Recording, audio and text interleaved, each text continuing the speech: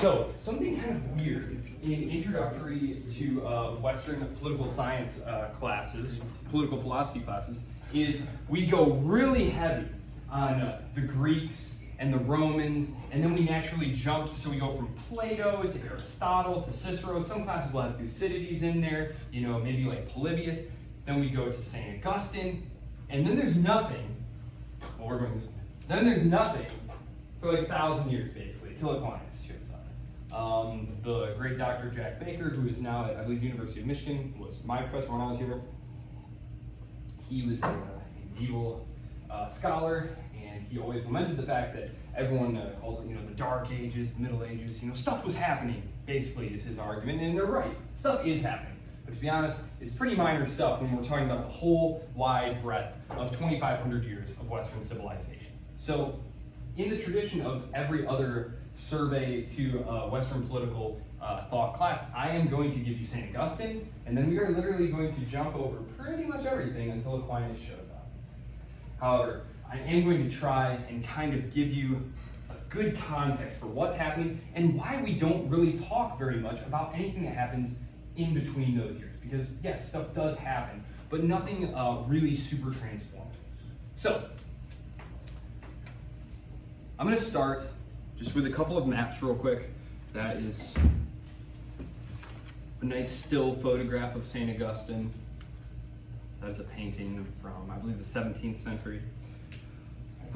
Context for his time, really quickly here. I'm just going to do some map. Yes, some map time. Okay, I'm going to stand over here to make sure that Dalton can see this here. So, we have the Roman Empire here. I'm going to talk about the stuff with first lecture, but just so we remember what we're talking about here, we have the western portion of the Roman Empire here, which gets kind of cut off here around Illyria. This is where Diocletian and Constantine come from. And this is the Greek peninsula here, Macedonia. This is all going to be part of the Eastern Empire. Basically, the empire is going to become very difficult for one person to govern. They're going to split it in half. Diocletian is going to split it in half. We're going to start talking about the Western Roman Empire and the Eastern Roman Empire. And so when I talk about the Western Roman Empire being overrun by the barbarian successor states, the Ostrogoths and the Visigoths, I'm talking about the Western Roman Empire. The Eastern Roman Empire is actually going to carry on for another 1,000 years. And it won't be until the Ottoman Turks roll up with their massive gunpowder, huge cannons, and blow down the walls that they actually fall. However, by that point, it's literally just this little area. The Eastern Roman Empire is going to get smaller and smaller and smaller and smaller and smaller.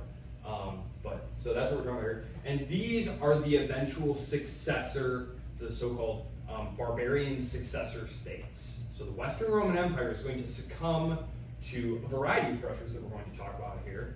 Christianity is going to act as a glue, like a social and political and philosophical glue to hold the West together here. We're going to talk about that, of course, in the context of Constantine and early Christianity.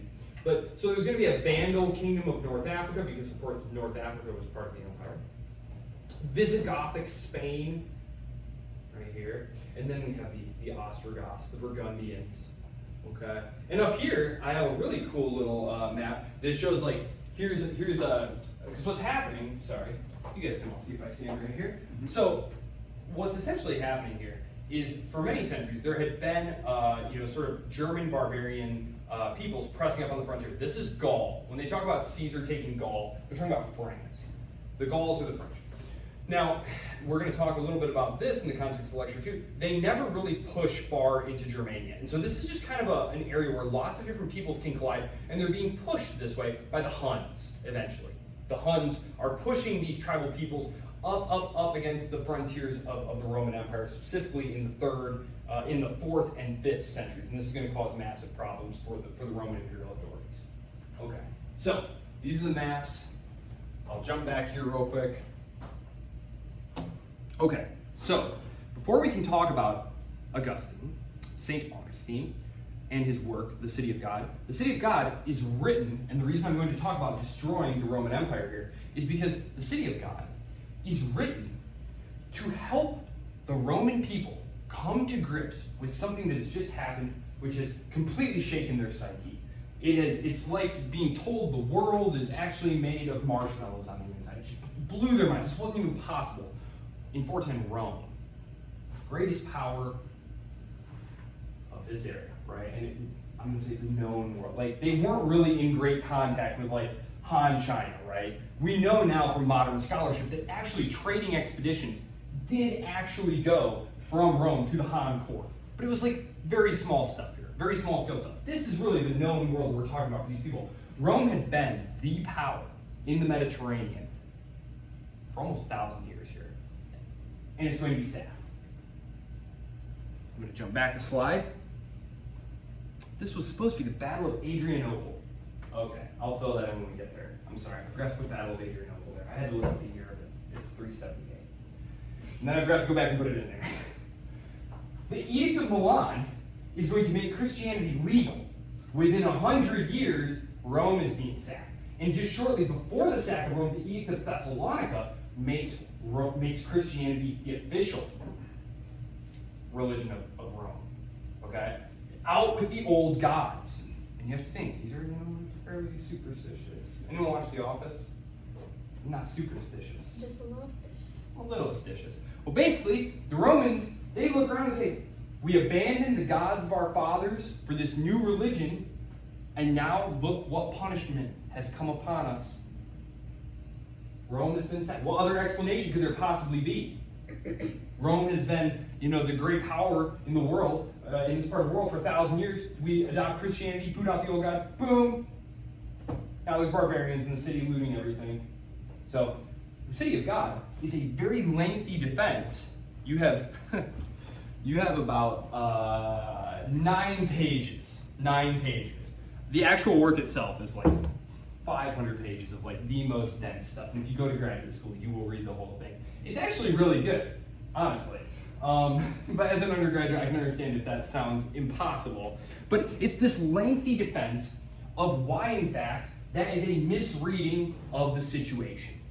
It is directed at the population of the Roman Empire to convince them that Christianity and the abandonment of the old gods is not what is to blame for this happening. And really, you're thinking about the sack of Rome completely wrong. And so we're going to talk more about that on Wednesday when we get into the city of God. But just so you know, this is why I'm destroying the Roman Empire. Obviously, we went from the Greeks to the Romans, the Roman Empire, and the barbarian successor states. The reason that we also need to understand this is because out of the collapse of the Western Roman Empire and the emergence of these barbarian successor states, this is where feudalism comes from.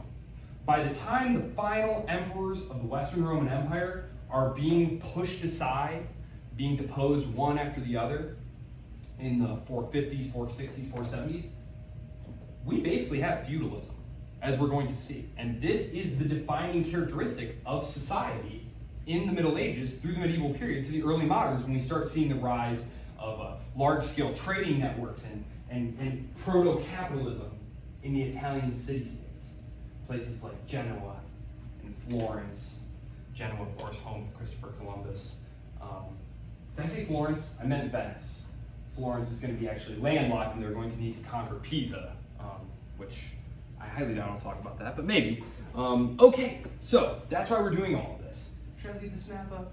I'll leave this map up. Okay, so as the Western Roman Empire faltered in the 4th and 5th centuries, a profound transformation was underway. And 2 forces played a crucial role in shaping the world that followed the rise of Christianity and the influx of German tribes into Roman territories. These 2 forces would come to define the post-Roman world and pave the way for the Middle Ages. On the one hand, Christianity, once an outlawed sect, had become not only tolerated but eventually the official religion of the empire. On the other hand, Germanic tribes, long viewed as barbarians by the Romans, were now intermixing with the Roman populations and in many cases establishing their own kingdoms within the empire's former frontiers. We'll talk more about this, but this was a huge change in policy. In this lecture, then, we're going to examine these 2 forces. We're going to talk about the customs and the influence of the Germanic tribes who were instrumental in shaping the political, social, and cultural landscape of the post-Roman world, as well as introduce St. Augustine, his major work, The City of God, which I've already somewhat done, which provided a Christian framework for understanding the collapse of the Western Roman Empire. And these elements, of course, are going to lay the foundations for what will become medieval Christendom, which is basically Western Europe. Okay. So, it's a lot to cover. I have time, and I talk rather fast. on the lectures, when you watch them, you can literally slow me down to like 0.75 speed or half speed, reads just fine. Or you can go real hard and turn it to like double speed. Okay, that's how I listen to my things. Okay, so best place to start here is introducing Christianity and setting the stage for the transformation of the Western Roman Empire. So very briefly then, I'll start with the easy one. Christianity. Very briefly then, there was this fellow, you may have heard of him, a guy by the name of Jesus. You all know this story, so I'm going to keep this to like a very small paragraph. You all know the story of early Christianity. But basically, from a persecuted minority religion, a scapegoat in the Roman political world, where when something bad happened, you say, those Christians seem suspicious, right? Okay, so that's in the political context, the function that they played. Christianity begins to spread around the empire. Initially among the city poor, but eventually gaining powerful patrons. That's what you need, right? You need people with political clout. Number one, to help build churches and to help lobby in the corridors of power for you. So, this leads to its gaining legal recognition. Constantine's Edict of Milan, 313. Trivia pursuit question. Always, it's in every church. Trivia pursuit question. The person who made the religion official was Theodosius. But oftentimes you hear people say it was Constantine. It was not Constantine, it was Theodosius. Edict of Milan, 313. Christianity now legal. By the end of the 4th century, under Theodosius I, Christianity becomes the official state religion, and pagan practices were increasingly marginalized and eventually made illegal. So, profound transformation in Roman society and culture as a result. We didn't talk a lot about this, but there was a religious calendar, high priests, days of celebration, and there were sacrifices that had to be made. So this was all abandoned. So you have to understand, there was a big change in Roman social and cultural and religious life as a result of this. And again, this is right on the cusp of the bad things happening. So Christianity, however, will go on to become a unifying ideology during the political fragmentation of the empire. As Rome's administrative structures weakened, Christianity provided an intellectual and moral foundation for new forms of political authority, which would prove crucial in the formation of the barbarian successor states. Okay, so more on this in a moment when we start talking about the Germans, and much more on the impact of Christianization on Roman society when we talk about Augustine and his City of God, because that's a major component of his work. That will be Wednesday.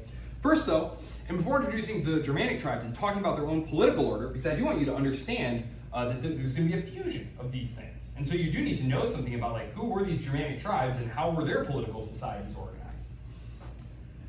We need to set up the transition to the Middle Ages. Because I'm basically just going to dump you in the Crusades with Thomas Aquinas.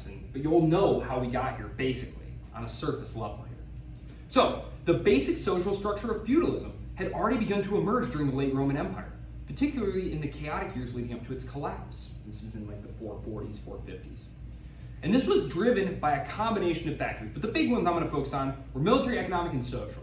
Just 3 broad ones. I'm going to break those down a little bit here. So, first, soldiering and labor shortages. So, by the 3rd and 4th centuries AD, pardon me, podium, the Roman Empire is struggling to maintain a large professional army. Just take a look at that map up there and think about the kind of border that we're talking about here. It's absolutely massive. On top of this, soldiering has become an increasingly undesirable profession, especially for small farmers and laborers. The constant wars, economic instability, and the heavy burden of taxation had all taken their toll on the peasantry. And in many cases, conscription was met with resistance, as it meant leaving behind one's family and land to endure harsh military conditions with literal reward. Literally, a pittance of pay in exchange for the chance of boredom or death, and the most draconian kinds of punishments imaginable, like military discipline. You could be executed for virtually anything by your commanding officer. It was not popular. So, at the same time, we see the rise of very large landowners. Okay? These begin consolidating power as the empire weakens. These landowners, members of the aristocracy, powerful military officials, these controlled vast estates and became increasingly independent from the central Roman government. Many of them began to protect their own interests and those of their laborers by shielding them for conscription. Essentially, a system of early paternalism and patronage, the landowners would offer protection to their laborers in exchange for loyalty and a portion of their agricultural production. This protection often involved hiding their best workers from Roman tax collectors and recruiters when they came around looking for soldiers. In return for this protection, workers effectively became bound to the estate. They literally pledged themselves to the estate of this large landowner. Serfdom, right? Like this is, you can see where this is going. And again, this is to avoid like certain death, right? Like likely death. So it was called tide labor. Tide labor. Peasants, known as coloni, were no longer free to leave the land. Instead of traditional wages, they received protection and land to work in exchange for service. So you see the sort of lord-serf relationship already emerging here in the 4th and 5th centuries here. The decline of central authority, I've mentioned this several times. It is very, very, just think about what we're talking about. This is Spain and Portugal. This is France. This is Britain. This is Italy. I mean, just think about this. This is huge. We're talking about one little city. There had always been graft and corruption and people kind of doing their own thing out in the provinces. But increasingly what's happening is that as there are palace coups and we get further away from the bloodline of Augustus and the really good emperors, the last of whom was Marcus Aurelius, it starts to just be, if you're strong enough out here, you basically just do what you want. And the central authorities in Rome let you do it as long as you don't really step on their toes. And if you do, civil war erupts. And this is going to become a recurring pattern. I'm not even going to remotely start getting into this. But battles between generals in different portions of the empire are going to become totally regular. Especially if an emperor dies. It's just going to be all the legions declare their general the new emperor, and then they battle it out, Civil War style. They have no serious enemies. This is, again, I think I recommended to you, Gareth Porter's The Perils of Dominance, The Perils of Hegemony. They had no external threat to focus them, no common enemy. And so it just became a battle for who could control the state to enrich themselves. So, the decline of central authority and the rise of localized power. So these powerful local landowners, the eventual lords of the medieval system, began to assume many of the responsibilities that had once belonged to the Roman state. In the absence of strong central authority, these local power structures just became the norm, and these local elites would defend their territories militarily, administer justice, maintain order, roads.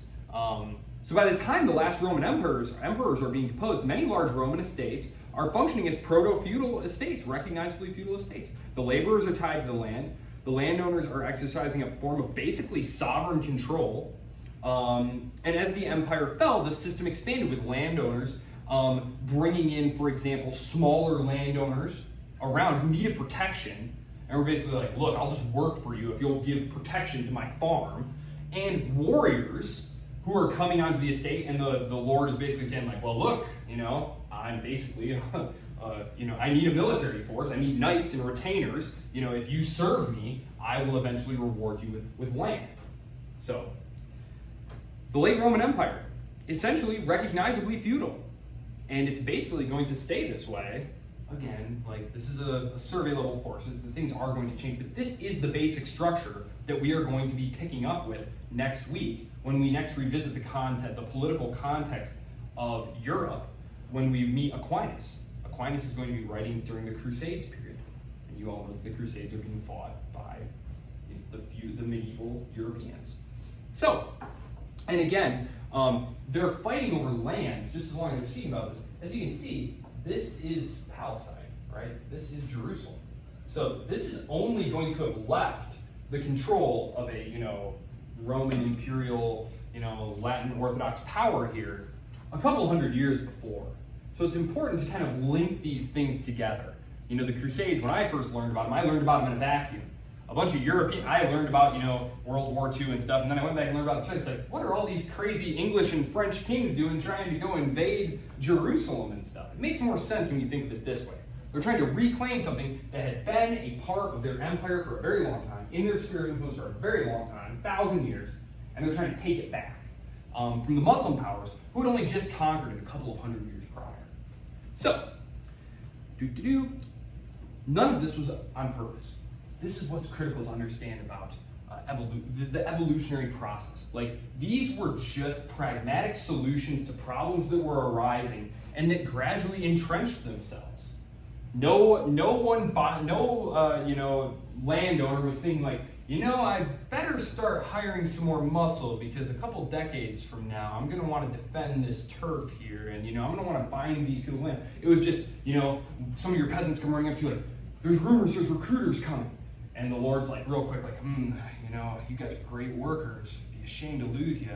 I'll tell you what, you promise to stand work for me. I'll hide you in the cellar and tell them I don't got anybody, or I'll give them, Jimmy, who's really old and terrible at working. It was just, and then gradually this would just become a practice over time, and I would pass it on to my son, or, and that's how that happened. So, Christianity. Two things regarding Christianity and sort of the Germanic influence on these specific developments. That is the feudal basis for the society. The growing influence of Christianity, new social and moral structures are going to be laid onto these emerging relationships. The church, which had increasingly filled the vacuum of Roman authority, promoted a hierarchical social order. The relationship between lords and vassals, lords and serfs, was seen as divinely sanctioned, in each level of society having its place and its duty. And the church itself became a major landholder, often participating in the same kinds of feudal arrangements. The church becomes a massive military power, a massive political and economic power. Those sorts of things are things we're going to save for Aquinas, because Aquinas is very concerned with this stuff. Germanic influence. As the Germanic tribes began to settle within the boundaries of the Roman Empire, they adapted some aspects of this land for service system. Germanic customs, which already included concepts of personal loyalty and military service in return for protection, blended nicely with these late Roman practices. And the result was a hybrid system of governance and economy where the landholding and military service became central to political power. Okay? So, important to understand, because of the military manpower shortages, increasingly, Roman emperors were just snagging barbarians and saying, listen, guys, we're running a little light on manpower right now. But if you'll suit up for us and go fight these other Germans who you hate, right? One thing I've realized from spending time is you hate the people nearest you. The people most like you but different, you tend to hate them the most. So like, for example, like Pisans and Florentines, even though they're like 60 miles apart, they hate each other with, the fiery passion of 1,000 suns, even though they're like indistinguishable from each other. So these German tribes hate each other more than they hate the Romans, and so you can just, sort of use one tribe against the other. This is the same way that Caesar was able to conquer Gaul, and the same way the British were able to control a good portion of the world, including India. So basically, these German tribes are already becoming incorporated into the Roman military structure. You have Germanic generals, and part of what's going to happen here is once you've done your service, you're going to be able to come settle in the empire. Well, the Roman Empire is no longer able to dictate terms after this horrible loss in this battle called Adrianople. They're basically not able to impose settlement terms upon these barbarians. So what they would do is they would go to the barbarians and they would say, all right, you guys have done your service, turn in your weapons, and break up into groups of 10. Whatever, small groups. They would disarm them, break them up into small groups, and send some here, some here, some here, some here, some here, some here, some here, some here, so that they could be assimilated into the local population, and within a generation, they were Romans. Not anymore. Now, these massive groups, whole peoples, with their own independent political structures, armed to the teeth, are being allowed to settle in the empire. Trouble. I've already told you what happens, so it's not really a spoiler alert, because you already know what happens, but not great. The Germanic tribes and their customs. The Germanic people, including the Goths, the Vandals, the Franks, and the Lombards, originated in northern and central Europe. These tribes were primarily agrarian and organized around kinship groups. For centuries, they had been in contact with Rome, often through conflict. And the most famous of these early incidents is the Battle of the Teutoburg Forest in 9 AD. This is actually a kind of a pivotal moment for us as English speakers. I believe it was Arminius was the Germanic chieftain who defeated Quintilius Varus was, I believe, his name. He basically was led merrily into this trap and got his legions just eviscerated. And Rome is expanding. It basically convinces Augustus Caesar, the first emperor, to basically draw a line here and say, we're just not going to expand into Germania. Had they expanded ancient Germany. Had they not suffered this very crushing, nightmarish loss, 5 legions, ton of dudes, huge setback, major blow. Had they not, and this area had all become Latinized, probably no English. Any English scholars out here? Any German speakers in the room? Okay, I will tell you, German and English are very, very similar. They come from the same linguistic tree. So, yeah, might not have English if that had not happened. So, significantly, the later empire experienced shortages of manpower. I mentioned that. Yes, so many Germanic tribes became federati, allied peoples. So not Romans, allied peoples living within the empire. So, So, you have these major power players here. More than a few have argued that it was the unwillingness on the part of the Italian elites to recognize Germanic emperors. Okay? Italians had been the emperors, right? Raising up emperors. Eventually, we get emperors from Hispania. We get one from Syria. We get one from North Africa. All the like Diocletian and Constantine, they were actually from a province called Illyria. So there had been non-Italian emperors, but they were all seen as Romanized. They were all seen as effectively Romanized. The Italian elites were not willing to accept, like a barbarian, like straight out of the cold barbarian leader. Even though by the late portion of the empire, it was only guys like Ricimer and Odoacer who had the muscle and political acumen to actually hold the empire together. But they were not allowed to wield political power. And so basically, they would wheel out these like boy emperors, these little puppet emperors who they could control. It created a lot of political instability. So basically, the argument goes that it was the unwillingness of the Italian elites to just recognize a Germanic emperor that led to all this breaking down.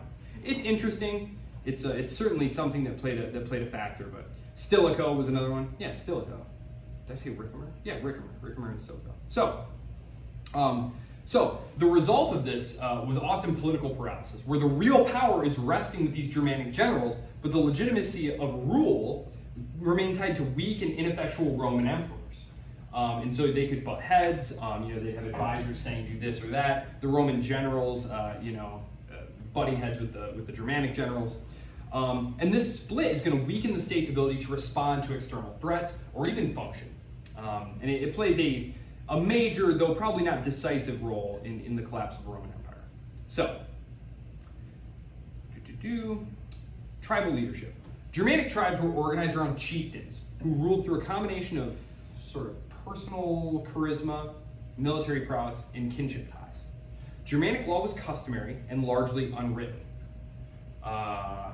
Crimes were often settled through a system of what's called Wehrgeld.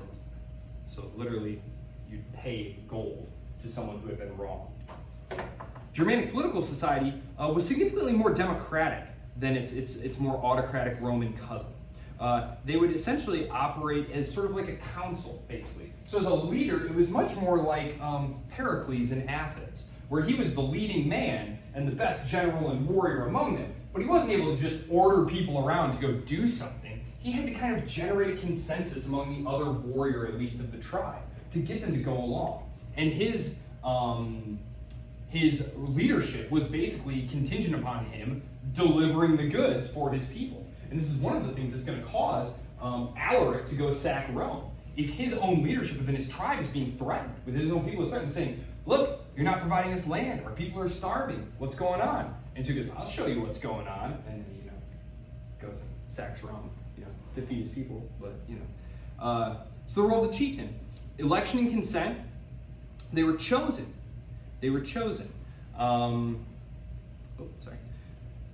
So they would have like a folkmove, like a public meeting, and they would elect a chieftain.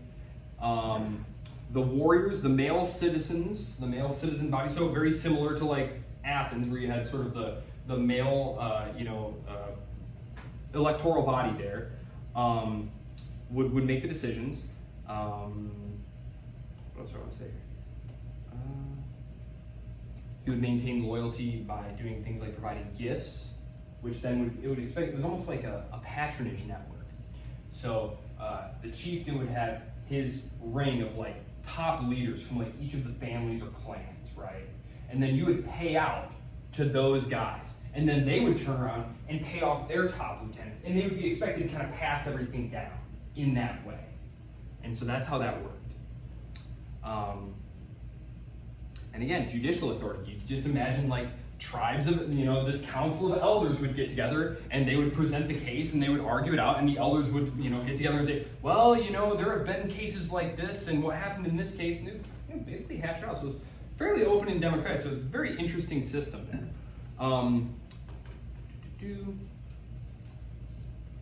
And of course, the warrior nobility. This is something that's going to come into some conflict with early Christianity. It's something where we're definitely going to talk more about this in terms of, we'll talk a little bit about it with Augustine, but definitely in terms of Aquinas, with formulating a philosophy of warfare that could be both compatible with Christianity and compatible with the warrior customs of these Germanic tribes. Because these were absolutely ferocious warrior peoples. They were not super interested in like pacifism or things of that nature. So their gods were, more like Thor than Jesus, right? So it's a little bit difficult going and proselytizing among them. Okay, continues with our law. Okay, so, and actually, this is an interesting one because I got about 15 minutes here. Religion, prior to their conversion, they were polytheistic, right? Worshipping a lot of like natural gods, much in the same way the Romans have been. When they convert to Christianity, it's often going to be this form of Christianity that was very popular because Nicene Christianity is the one that's eventually going to take root and become Catholic Christianity. There was another form of Christianity. There were multiple forms of Christianity, but one of the most powerful competitors was what was called Arian Christianity. And the major difference between the two of them was that Arian Christianity did not recognize Jesus as a whole with God. That literally, that God was above Jesus. That there was no equality between Jesus and God. That could not be. That a father and son could not be on an equal level. That Jesus must naturally be below God. So Trinitarian doctrine, I'm really not even qualified to weigh seriously into that debate, but that is the crux of the matter here. So they are big believers in Arianism, and so it will be a gradual process of converting them to Nicene Christianity. So, yes. So, the interaction between these two peoples, because you have this sort of pastoral warrior life.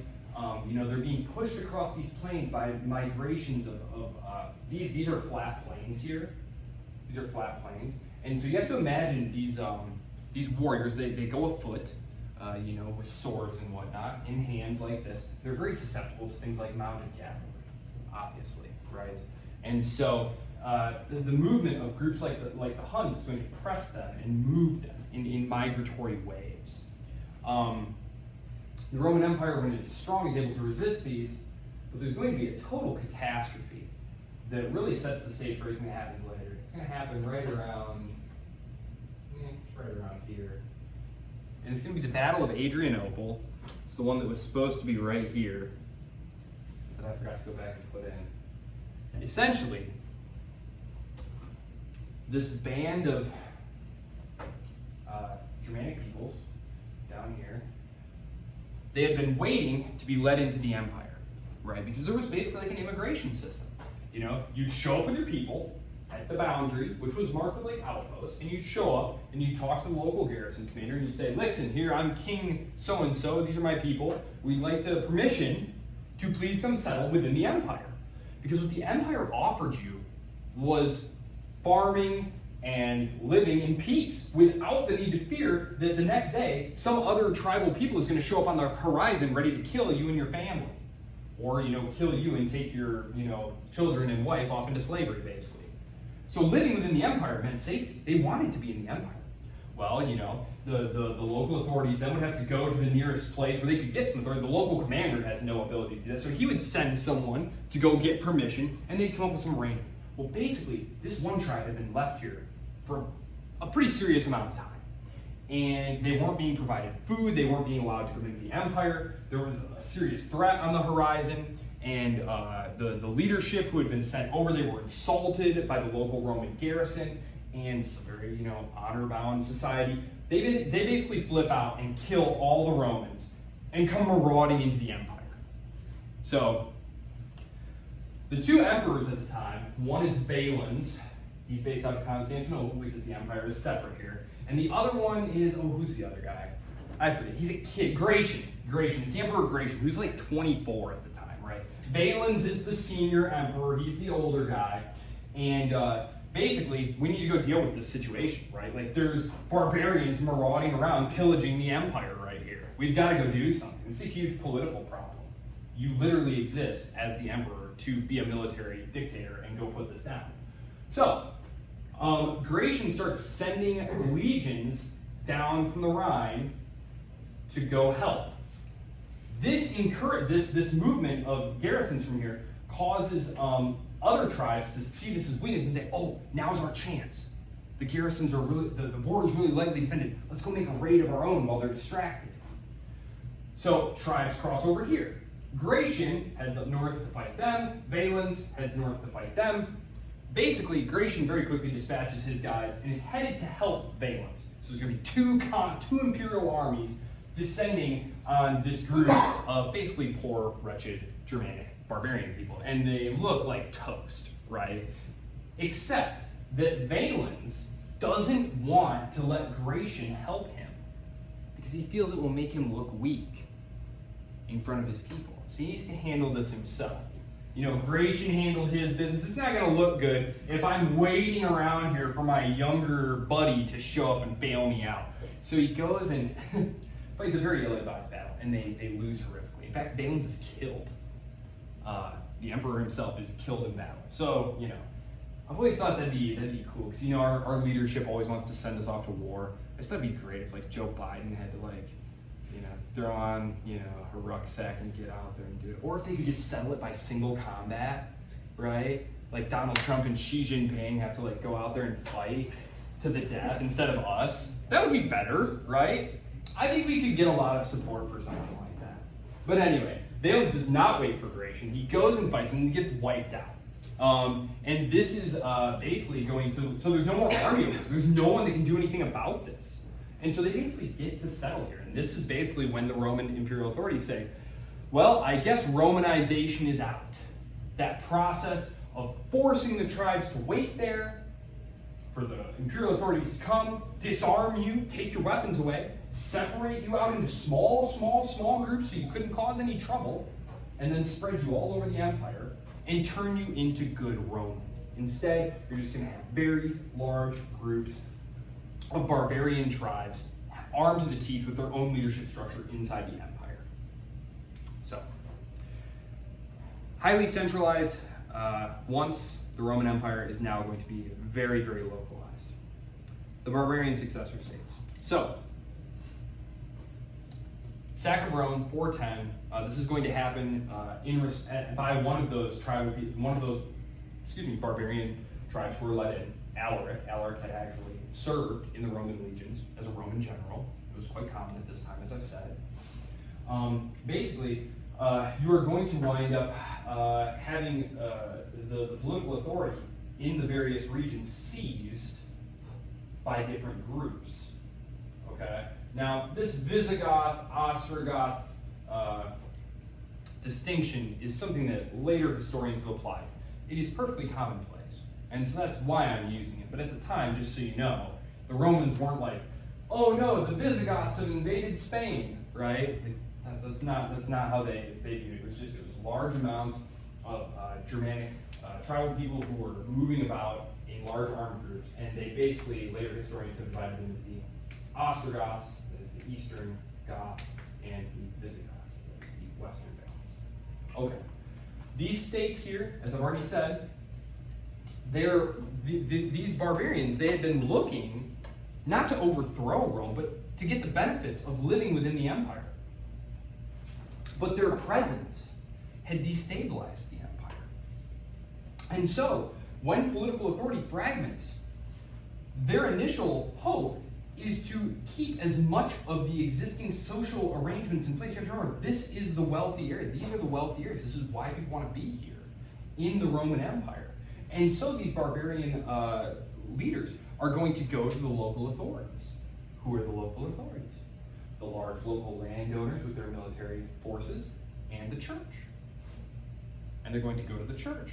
Some of them are already large landowners themselves. Some of them are already Christianized. As I said, many of them were Arian Christians, but that was not a huge problem at this point. When you're a bishop and you're hanging out up here in like Trieste or something, and all of a sudden the local Roman governor has been overthrown and there's a bunch of barbarians at the gate, and they say, listen, we really want your help in establishing our rule here. You're not that concerned that they're Arians at this point. That's kind of small potatoes compared to the broader problems here. We'll sort that other stuff out later. Basically, they're just going to form a mutually beneficial partnership, where in exchange for being good Christians, placing themselves inside that network of obligations and relations with the church, because of course, as a Christian lord, you owed obligations to the church, did you not? Are any of you familiar with like how feudal society worked at all? You had obligations to the church. The church had obligations to you as well, but it was a mutually beneficial relationship. And so these Romanized barbarians are coming in, and they are kind of mixing, as I said, with the existing Roman institutions. These landed, proto-feudal estates, this wide network of Christian institutions, because of course Christianity by this point, let's see, so by that point, 150 years have gone by. You have actual dioceses emerging, you have lots of bishops, like the Catholic Church is now becoming a serious thing. By the time that Rome actually collapses, it is a highly institutionalized, it's no longer this underground, doing it in people's houses, things like, it's been the official state religion for a century. It is an extremely powerful network, and it grants a lot of legitimacy to these incoming barbarian kings. As I said, the church is going to be very hierarchical, that it is God's will, essentially, that you should serve the legitimate authorities. Well, if you're a peasant, who tells you who the legitimate authorities are? Well, one of the people who tells you is the church. This isn't going to play a huge part in Augustine's City of God. Again, the actual final collapse or transformation, as it's become vogue to talk about it as, isn't going to happen until he's dead. So his concern is more explaining why why Romans should not view the destruction of Rome, the conquering of Rome, the sack of Rome by these barbarians as an indictment of Christianity. And it's trying to teach them how to think about the earthly realm and the spiritual realm. How do they interact? And what should be our appropriate response to events as they happen? So, with that being said, I know I have only a few minutes.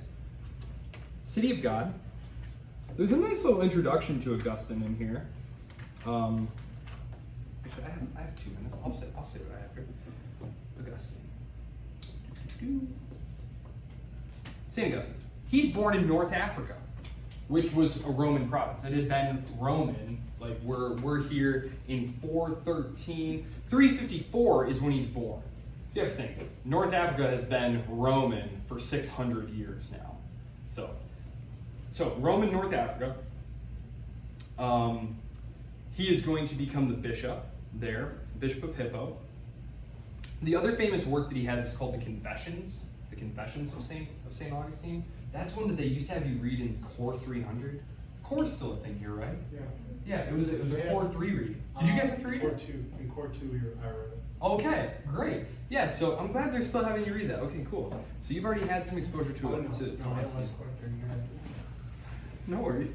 I'm glad that they're still having you read that. So City of God is written between 413 and 426, okay? And unlike the Confessions, which is a very personal testament to his beliefs and his coming to the faith, the City of God is very much concerned with real events that are going on right here. He's in dialogue with Cicero in part. So when he makes reference here, which I read this last night just to make sure, because there are only sections in here, and I wanted to make sure that I knew exactly what was in here. He's going to reference Scipio in Scipio's defense of the commonweal, he's talking about Cicero. He's talking about that part of Cicero that you read, where Cicero in On the Republic is having Scipio describe why the Republic is good and just. And so when he makes a reference to that, that's what he's talking about here. There is not much in here. It is book 19, 12 to 24. Book 19, 12 to 24. It is a total of 8 pages. It is very dense. It is a good introduction. You should definitely read this whole thing. Stick with it. I understand it's dense, and he's going to go step by step. And he's going to set up a situation. He's going to say, if this makes sense, doesn't it logically follow that this would also be true? And then he'll go through an examination of this, trying to find a way to disprove it. And once he's solidly shown you that this is a sound principle, he'll extend that to another. This is going to be very important with later works that we read, especially people like Locke and Rousseau. This kind of Aquinas is big on this as well. It's this very deliberately self-conscious, rational style of argument that's not written as like a prose or a drama with speakers. It's just this very straightforward. He's trying to convince you of these things. So it's a short reading, but it's going to be great practice for later in the semester. When we get to Hobbes, when we get to Locke, very good stuff. Very good stuff. It's much better written than Hobbes, don't worry. I heard you groan. Poor Hobbes. Machiavelli is after Aquinas, so you guys are for real. That's actually one of my favorites. So, any questions? No? Okay, I really look forward to seeing you all on Wednesday for City of God. And if you have any questions, please email me. All right.